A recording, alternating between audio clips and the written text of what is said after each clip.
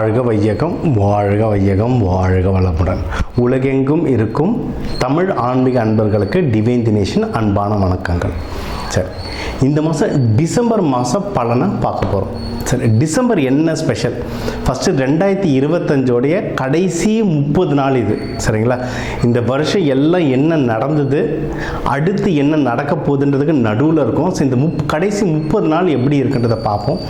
இருக்கிற மாதங்கள்லேயே இது வந்து ரொம்ப ஸ்பெஷலான மாதங்க. ஏன்னா நிறைய பண்டிகைகள், ஒன்று கார்த்திகை மாதம், இன்னொன்று மார்கழி மாதம், ரெண்டும் இருக்குது இதில். இன்னொன்று கார்த்திகை தீபம் வருது, மார்கழி திங்கள், மார்கழி ஃபங்க்ஷன்ஸ் எல்லாமே வருது, கிறிஸ்மஸ், நியூ இயர் எல்லாமே வருது. இன்னொன்று இது வரைக்கும் நம்ம நடந்தது எல்லாம் என்னன்றதை சுய பரிசோதனை பண்ணிவிட்டு, நம்மளுடைய ஜாதக பிரகாரமும் எல்லாம் கரெக்டாக நடந்திருக்கான்ற சுய பரிசோதனை பண்ணிவிட்டு, அடுத்த வருஷம் எப்படி ஸ்டார்ட் பண்ண போகிறேன் அப்படின்றத நம்ம முடிவு பண்ணணும்.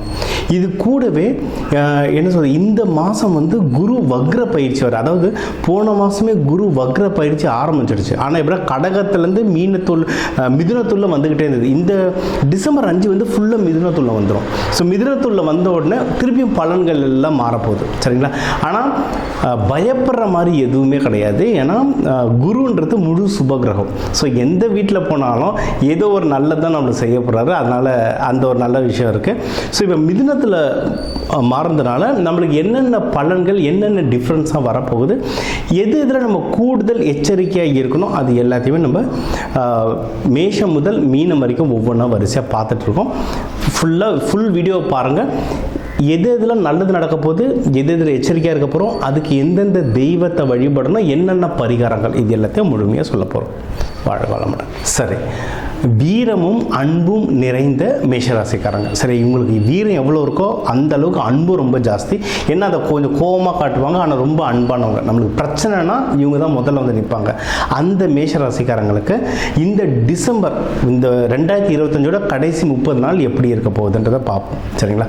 நம்மளுக்கு ஏற்கனவே கொஞ்சம் 7.5 சனிலாம் ஆரம்பித்ததுனால கொஞ்சம் டஃப்பாக தான் இருக்கும். கடைசி ஒரு 6 மாதமே டஃப்பாக தான் இருக்கும். இருந்தாலும் இந்த குரு உள்ளே வந்ததுனால நம்மளுக்கு நிறைய நல்லதும் நடக்குது. என்னென்ன அப்படின்னா, நீங்கள் கடைசி ஒரு 1.5 மாதம் இல்லை 2 மாதமே பார்த்தீங்கன்னா உங்களுக்கு 4ஆம் வீட்டிலலாம் உங்களுக்கு குரு இருந்திருப்பார். ஸோ இந்த டைமில் வந்து உங்களுக்கு வந்து ஃபஸ்ட்டு ஏதாவது வீடு மனை வாங்குறது, வண்டி வாங்குகிற சந்தர்ப்பங்கள்லாம் கையில் வந்திருக்கும். சரிங்களா? இல்லை அடிக்கடி ரிப்பேர் ஆகிட்டு இருக்க வண்டியை கூட சரியாக ஓடுற மாதிரிலாம் நிலமை வந்திருக்கும். அது நல்ல விஷயம். இன்னொன்று, இப்போ நம்ம சனி பயிற்சி நடக்கிறதுனால ஃபஸ்ட்டு வீட்டுங்களில் தான் அடிக்கடி நிறைய சண்டை ஸ்டார்ட் ஆகும். அது வந்து அம்மா கூடலாம் நிறைய சண்டை வந்ததுன்னா அதெல்லாம் கொஞ்சம் குறைஞ்சிருக்கும் லாஸ்ட்டு 2 மாதம்லாம். அப்படிலாம் இருந்ததுன்னா அதை கமெண்ட்டில் போடுங்க. அப்போ தான் நான் சொல்கிறது எப்படி இருக்குன்றது என்னால் மேட்ச் பண்ணிக்க முடியும். சரிங்களா? ஸோ இப்போ அது தொடரும். ஒன்று. இன்னொரு விஷயம் என்னென்னா, இப்போ இவர் வந்து 3ஆவது வீட்டுக்கு வந்திருக்கார். 3ஆவது வீடுன்னும் போது ஒன்று வக்ர நிலையில் வந்ததுனால ஒன்றும் பவராக இருப்பார். ஸோ இந்த டைமில் என்ன நடக்கும் அப்படின்னா, ஃபஸ்ட்டு படிக்கிற பசங்க நல்லா படிப்பாங்க. படிக்கிறவங்களாக இருந்தாலும் சரி, வேலைக்கு போகிறவங்களாக இருந்தாலும் சரி, ஏதாவது கவர்மெண்ட் எக்ஸாம்ஸ் தேடுறவங்க. ஏன்னா மேஷராசி வந்து கவர்மெண்ட் ஜாப்லாம் கிடைக்க நிறைய வாய்ப்புகள் இருக்குது. சரியா?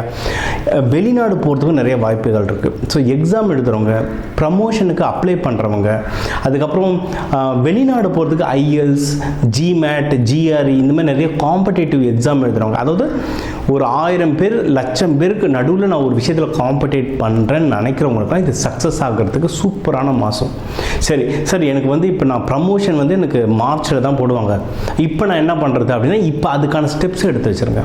அதாவது மார்ச்சில் ப்ரமோஷன் நடக்க போது உங்கள் மேனேஜர்கிட்ட நான் இந்த வருஷம் என்னென்னலாம் பண்ணேன்னு ஒரு லிஸ்ட்டு மாதிரி எழுதி ஒரு மெயிலாக டாக்குமெண்ட்டாக, வாய் வார்த்தை இல்லை, வாயில் சொல்கிறது காற்றுல போயிடும். மேனேஜர் என்ன சொல்லுவார், உனக்கு தானே அடுத்த ப்ரமோஷன் வரும், ஆனால் வருமானம்னா டஃப்பு. சரிங்களா? அப்போது ரிட்டனில் எழுதி நீங்கள் ஒரு மெயில் அனுப்பிச்சிடணும். ரொம்ப பாசிட்டிவான வேலை. ஸோ அந்த ப்ரொமோஷனுக்கானது இப்போ நீங்கள் இனிஷியேட் பண்ணிட்டீங்கன்னா அந்த எனர்ஜி ஸ்டார்ட் ஆகிடும். ஏன்னா குரு பகவான் அந்த வீட்டில் இருக்கிறதுனால ஸ்டார்ட் ஆகிடும். அதுக்கப்புறம் நடக்க வேண்டியதெல்லாம் தானாக நடக்கும். எக்ஸாம்ஸ் எழுதுகிறவங்க அந்த மாதிரி தான். சார் எனக்கு எக்ஸாம் வந்து Februaryனா அப்ளிகேஷன் இப்போவே போட்டுருங்க. சார் காலேஜுக்கு வந்து நான் சம்மர் இன்டேக்கு தான் போகிறேன் வெளிநாட்டுக்குன்னா பரவாயில்ல, அப்ளிகேஷன் இப்போவே போட்டுருங்க. எல்லாம் 6 மாதம் 1 வருஷத்துக்கு முன்னாடி கூட போடலாம். ஸோ அந்த மாதிரி நீங்கள் ஒரு 1000 பேர் 1,00,000 பேருக்கு நடுவில் காம்படிஷன் பண்ணுறதுக்கு பிள்ளையாக சொல்லி இப்போ போட்டுருங்க. போட்டுட்டிங்கன்னா நீங்கள் வின் பண்ணுற ரேஷியோ வந்து ரொம்ப ஜாஸ்தியாக இருக்கும். சரியா? இது ஒன்று. இது ஒரு நல்ல விஷயம்.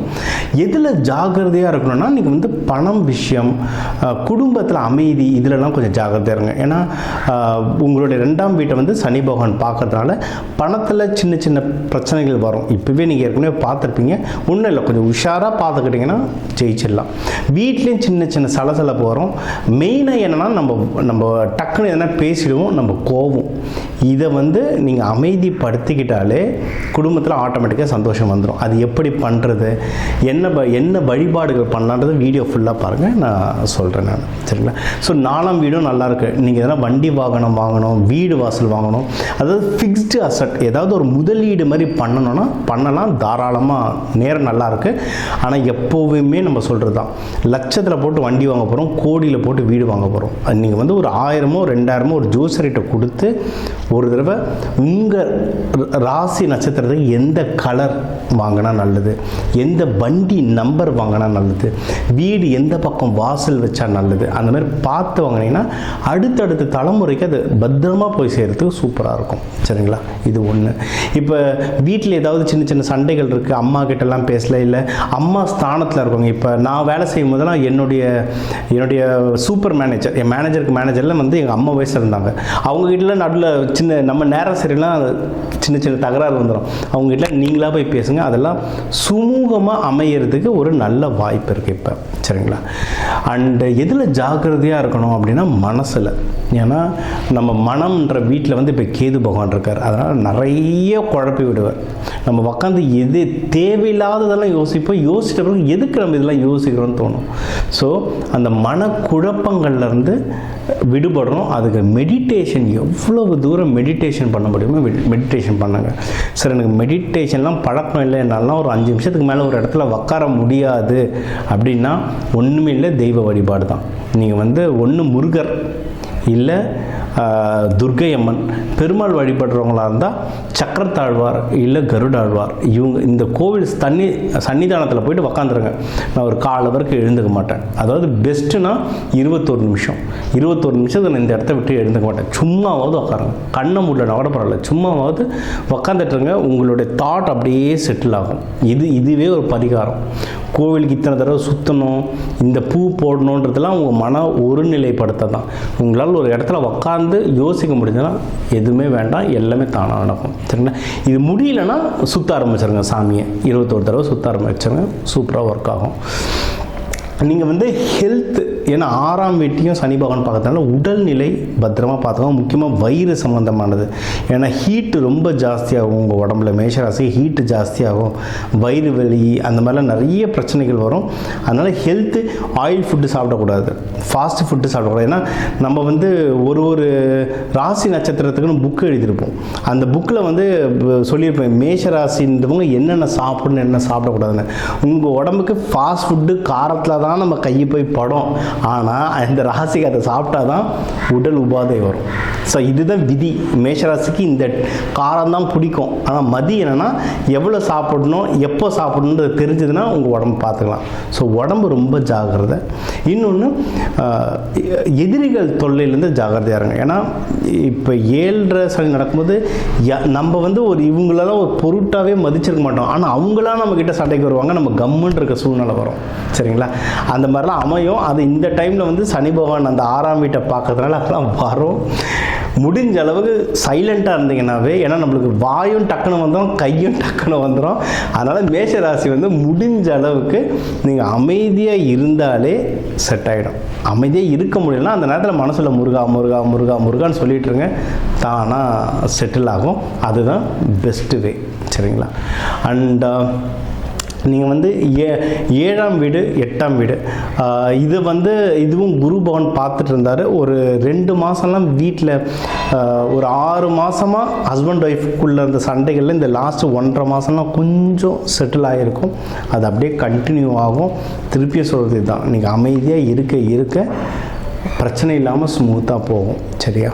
நீங்கள் இந்த லாஸ்ட் 1.5 மாதம் இந்த கடன் தொல்லை, கடன் கொடுக்கறது வாங்குறதுலாம் சில பிரச்சனைகள் வந்திருக்கும். ஏன்னா சூரியன் செவ்வாயெலாம் ஒன்றா இருக்காங்க. ஸோ சூரியன் செவ்வாய் ஒன்றா இருந்தாலே ஏதோ ஒன்று கட் ஆகிட்டே இருக்கும், இல்லை புதுசாக வாங்கிட்டே இருப்பீங்க. அதாவது கடன் ஒன்று எக்ஸ்ட்ரா வாங்கி புதுசாக கடன் வாங்கியிருப்பீங்க, இது நடந்திருக்கும்.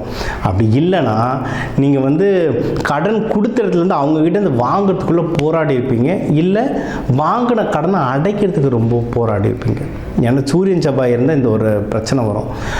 அது வந்து இப்போ நல்ல விஷயம் என்னன்னா டிசம்பர் 17க்கு மேலே அது அடுத்த வீட்டுக்கு மாறுது. ஸோ இப்போதைக்கு அந்த கடன் பிரச்சனைகள் 17க்கு அப்புறம் குறையும். ஆனால் இருந்தாலும் நம்மளுடைய 7.5 சனி நடக்கிறதுனால நீங்கள் முடிஞ்ச அளவுக்கு கடன் வாங்காதது நல்லது, இல்லை கடன் கொடுக்காதது நல்லது. ஏன்னா ரெண்டுமே பிரச்சனை. வாங்குறது கூட பரவாயில்ல, இப்போ கொடுத்துட்டு திருப்பி அதை வாங்குறதுக்குள்ள தான் நம்மளுக்கு ரொம்ப பிரச்சனையாக இருக்குது. ஸோ முடிஞ்ச அளவுக்கு கடன் கொடுக்காதீங்க, கடனை வாங்காதீங்க. தவிர்க்க முடியாத சூழ்நிலை வந்ததுன்னா டாக்குமெண்ட் பண்ணிக்கோங்க. எவ்வளோக்கு வாங்கினா என்ன வட்டி, நீங்கள் டாக்குமெண்ட் பண்ணுறதே ஒரு பரிகாரம். ஏன்னா குரு சனி ஒன்றா வந்துட்டுருக்கு. குரு சனி ஒன்றா வந்தாலே டாக்குமெண்டேஷன் அர்த்தம். நீங்கள் டாக்குமெண்ட் பண்ணிட்டாலும் அது ஒரு பரிகாரமாகும். பின்னாடி ஏதாவது பிரச்சனைகள் வந்தால் அந்த டாக்குமெண்ட்டை நீங்கள் காட்டலாம். சார் என் ஃப்ரெண்டு சைன் போட மாட்டேறான் சார், நான் என்ன பண்ணுறதுனா ஜிபேல அனுப்பிச்சிருங்க, அதுவே ஒரு டாக்குமெண்ட். அவ்வளோதான். ஸ்மார்ட்டாக யோசித்து பண்ணிங்கன்னா ஜெயிச்சிடலாம். சரியா? 9ஆம் வீடு, நீங்கள் கோவில் குளம்லாம் போகிறதுக்கு ரொம்ப அதிகமான வாய்ப்புகள் இருக்குது. தாராளமாக போயிட்டு வாங்க. முக்கியமாக என்னென்னா அதை வந்து குரு பகவான் பார்க்கறதுனால குரு ஸ்தானத்தில் இருக்கவங்க, அதாவது இப்போ காவியோட போட்டு தாடி வச்சவங்க தான் குருன்னு கிடையாது. சரிங்களா? நமக்கு வந்து அப்பா குரு தான். ஏன்னா அட்வைஸ் பண்ணுறவர். ஆஃபீஸில் ஒரு நல்ல டிஓலோ மேனேஜரோ இருப்பாங்க, எப்போவுமே நம்மளுக்கு நல்லது எடுத்து சொல்லுவாங்க, அவங்க குரு. நம்ம ஃப்ரெண்டே ஒருத்தன் கூடவே இருப்பான், நம்மளுக்கு எப்போவுமே நல்லது செஞ்சுட்டே இருப்பான், நல்லது சொல்லிக்கிட்டே இருப்பான், அவனும் ஒரு குரு. அவங்களெல்லாம் நேரில் பார்த்து ஒரு தேங்க்யூ சொல்லுங்கள். நேரில் பார்க்க முடியாது, அட்லீஸ்ட் ஒரு வீடியோ காலில் போய் ஒரு தேங்க்யூ சொல்லுங்கள். ஏன்னா அந்த வீட்டை குரு பார்க்குறாரு. ஒன்றும் குரு ஸ்தானத்தில் இருக்கவங்கள போய் நீங்கள் பார்க்க அவங்க பார்வை உங்கள் மேலே படப்பட அந்த சக்தி வந்து ரொம்ப ஜாஸ்தியாகும். அதை முடிஞ்ச அளவுக்கு டிசம்பர் 15க்கு முன்னாடியே பண்ணிவிடுங்க. அப்போ பவர் ஜாஸ்தி. அதுக்கப்புறம் பார்த்தா சில தடங்கள் வர மாதிரி இருக்குது. அதனால் இந்த விஷயத்தில் முன்னாடியே பண்ணிவிடுங்க. கவர்மெண்ட் சம்மந்தமாக ஏதோ நீங்கள் அப்ளிகேஷன் அப்ளை பண்ண போகிறீங்க, டாக்குமெண்ட் கொடுக்க போகிறீங்க, இந்த விஷயங்களும் டிசம்பர் 15க்கு முன்னாடியே பண்ணிவிடுங்க. ஏன்னா அப்போ வந்து நேரம் நல்லா இருக்குது. சரிங்களா? அதனால் அந்த டைமில் அது பண்ணிவிடுங்க. அண்ட் இன்னொன்று வந்து 10ஆம் வீடு சனி பகவானுடைய வீடு நல்லா தாங்க இருக்குது, எதுவும் பெரிய இஷ்யூ இல்லை. நல்ல விஷயம் என்னென்னா மேஷராசிக்கு வந்து ஃபாரின் போகிறதுக்குலாம் நிறைய வாய்ப்பு இருக்குது. சார் நான் ஃபாரின்லலாம் என் கம்பெனியே இல்லை சார்னா வேறு கம்பெனியை ட்ரை பண்ணி பாருங்கள். அப்படி இல்லைன்னா நீங்கள் இருக்கிறதுலேருந்து பக்கத்து மாநிலமோ இல்லை பக்கத்து ஊரோ இல்லை ஒரே ஊரில் பக்கத்து பிரான்ச்சோ போகிறதுக்காவது வாய்ப்பு இருக்குது. அதாவது இருக்கிற இடத்த விட்டு இன்னொரு இடம். முருகர் வந்து ஒரு இடத்துலேருந்து இன்னொரு இடத்துக்கு, நம்ம தமிழகம் பழனின்னு இடம் மாறி மாறி தான் அவர் ரொம்ப பெருசாக வளர்ந்தார். முருகன்றவர் பறந்துக்கிட்டே இருப்பார். அந்த மேஷராசி அந்த மாதிரி தான். நீங்கள் வந்து பறக்க நீங்கள் வந்து ரொம்ப நல்லா வாழ்க்கையை உயர்வீங்க. அதாவது ஒரு பிரான்ச்லேருந்து இன்னொரு பிரான்ச்சுக்கு யாருன்னா போய் இது செஞ்சுட்டு வாங்கப்பான்னா தாராளமாக வாங்கி செஞ்சுட்டு வாங்க. இன்னொரு 10 பேர் இருக்காங்களா, அது என் வேலை இல்லை அப்படின்னு சொல்லி விட்டுறாதீங்க. நீங்கள் போயிட்டு வந்தீங்கன்னா உங்களுக்கு ஏதோ ஒரு விதத்தை அது ஒரு நல்லதாக முடிச்சிடும். அது உங்களுக்கு பெஸ்ட்டு. ஸோ தொழில் ஸ்தானமும் நல்லா இருக்குது. ஏன்னா அது குரு பகவான் பார்த்துட்ருக்காரு. ஒன்று. அடுத்து வந்து 12லேயும் எப்படின்னா ஒன்று உங்களுக்கு வந்து ப்ராஃபிட்டும் கொஞ்சம் நீங்கள் போட்டிருக்க இன்வெஸ்ட்மெண்ட்லாம் லைட்டாக நல்லதாக வர மாதிரி இருக்குது. அதை வாங்கி 12 குரு சனியும் பார்க்குறாரு, குருவும் பார்க்குறாரு. அதனால் சனி பகவான் செலவு வைப்பார், குரு பகவான் பார்க்கறதுனால சுப செலவாக மாறிடும். ஸோ உங்களுக்கு கைக்கு காசு வரும். நீங்கள் என்ன பண்ணணும்னா டக்குன்னு நம்ம 4ஆம் வீடோ நல்லா இருக்கிறதுனால நீங்கள் வீடோ வண்டியோ இல்லை நகையோ உங்களால் எதை முடியுமோ அதை இன்வெஸ்ட் பண்ணிடணும். அது இன்வெஸ்ட்மெண்ட் பண்ணலன்னா அது ஏதோ ஒரு விதமான செலவு வந்துடும். ஏன்னா கிறிஸ்மஸ் நியூ இயர் அடுத்து ஒரு மாதத்துக்கு பார்ட்டி தான். அது எப்படி செலவு ஆகும்னே தெரியாது. ஒரு தடவை கடை உள்ள போயிட்டு வந்தோம், ஒரு துணி கடை உள்ள போயிட்டு வந்தோம்னா புஷ்ஷுன்னு ஆகிடும். அதனால் அதை முன்னாடியே நீங்கள் வந்து இன்வெஸ்ட்மெண்ட் பண்ணிவிடுங்க. நகையோ முக்கியமானதை வாங்கிட்டு மீதி இருக்கிற காசில் சந்தோஷமாக என்ன செலவு பண்ணணுமோ பண்ணுங்கள். இதை பண்ணிட்டீங்கன்னா உங்களுக்கு வந்து சனி குரு பகவான் எல்லா பிளானட்டும் சப்போர்ட் பண்ணும். அதாவது பிளானட்ஸ் வந்து இப்படி தாங்க, இது வந்து ஒரு கிரகம், இது ஒரு சயின்ஸ். ஒரு கோள்கள்லேருந்து ஒரு தாக்கம் வரும். ஒரு தாக்கத்துக்கு ஏற்ற மாதிரி நம்ம உடல் மனசு மாறும்.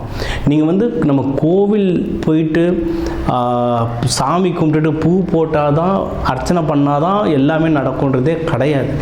ப்ராக்டிக்கல். ஏன்னா இப்போ இது வந்து உலகம் முழுக்க இருக்காங்க தமிழர்கள். இப்போ மலேசியாவில் கூட நம்ம ஊர் கோயில் இருக்குது. நிறைய பேர் US UK ஆப்பிரிக்காவிலேருந்துலாம் ஃபோன் பண்ணுறாங்க. அவங்ககிட்ட போய் நம்ம முருகர் கோவிலில் போயிட்டு செவ்வறையில் அர்ச்சனை பண்ணுன்னா பாவம் அவங்க என்ன பண்ணுவாங்க.